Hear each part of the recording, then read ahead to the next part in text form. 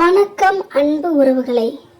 இன்று நாம் பார்க்கும் வீடியோ, உயிரோடு இருக்கும் ஒருவர் உங்கள் கனவில் பேயாக மாறி உங்களை பிடிப்பது போல் கனவு கண்டால் என்ன பலன், நன்மையா தீமையா அப்படிங்கிற பதிவு தான் இன்று நாம் பார்க்க போகிறோம். நாம் கனவு பதிவு அதிகமாகவே பார்த்துட்டு வரோம். நம்மளோட சேனலில் கனவுக்கான பலன்கள் பரிகாரங்கள் அதிகமாக பார்க்கும். இன்று நாம் பார்க்க போக பதிவு, உயிரோடு இருக்கும் ஒருவர் உங்கள் கனவில் பேயாக மாறி உங்களை பிடிப்பது போல் கனவு கண்டால் என்ன பலன்.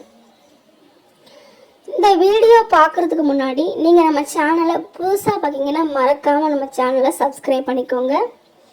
பக்கத்தில் உள்ள பெல் சிம்பலையும் அழுத்திக்கோங்க. அப்போ தான் நான் போடுற எல்லா வீடியோஸும் உங்களுக்கு உடனே கிடைக்கும். வாங்க வீடியோக்குள்ளே போயிடலாம். கனவுல நிறைய வகையான கனவுகள் இருக்கு. நிறைய கனவுகள் நமக்கு பலிக்கும், சில கனவுகள் பலிக்காது.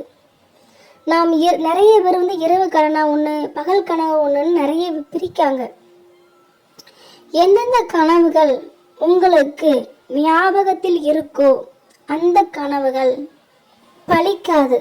அந்த கனவுகள் உங்கள் ஞாபகத்தில் இருக்கும் கனவுகளுக்கு நேர் எதிர்மறையான பலன்கள் உண்டு. ஒரு கனவு உங்களுக்கு அது ஞாபகத்தில் இல்லை என்றால் அந்த கனவுகள் அன்றோ இல்லை ஒரு நாள் கழித்தோ, ஒரு மாதம் கழித்தோ, ஒரு வருடம் கழித்தோ, இல்லை 15-20 வருடங்கள் கழித்தோ உங்களுக்கு அந்த கனவுகள் பலிக்கும். ஞாபகத்தில் இல்லாத கனவுகள் உங்களுக்கு பலிக்கும். இன்று நாம் பார்க்க போகும் கனவு, உயிரோடு இருக்கும் ஒருவர் உங்கள் கனவில் பேயாக மாறி உங்களை பிடிப்பது போல் கனவு கண்டால் என்ன பலன். உங்களுக்கு தெரிஞ்சவங்களோ, உங்களோட நண்பர்களோ, இல்லை மனைவி, கணவர், அம்மா, அப்பா, பிள்ளைங்க, இப்படி யார் சகோதரர் சகோதரி உயிரோடு தான் இருப்பாங்க. ஆனால் அவங்க கனவுல இறந்து போன மாதிரியும் அவங்க உங்களுக்கு பேயா மாறி உங்களை பயன்படுத்துகிற மாதிரி கனவு கண்டீங்கன்னா அதுக்கு என்ன பலன் அப்படிங்கிறத இந்த வீடியோவில் பார்க்க போகிறோம்.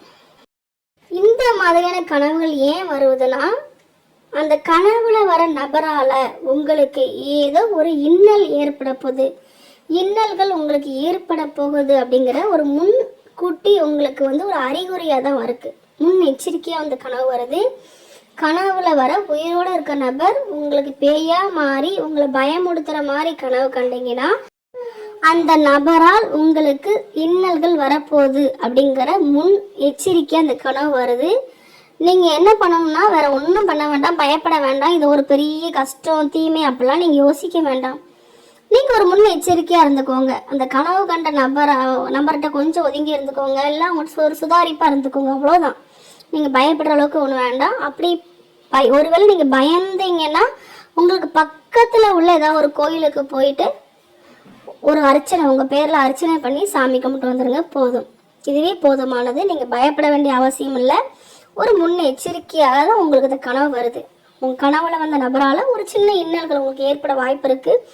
நீங்கள் சுதாரிப்பாக இருந்துக்கலாம், அவ்வளோதான். இதுக்குள்ள பலன் பரிகாரம் எல்லாமே நான் உங்களுக்கு சொல்லிட்டேன்.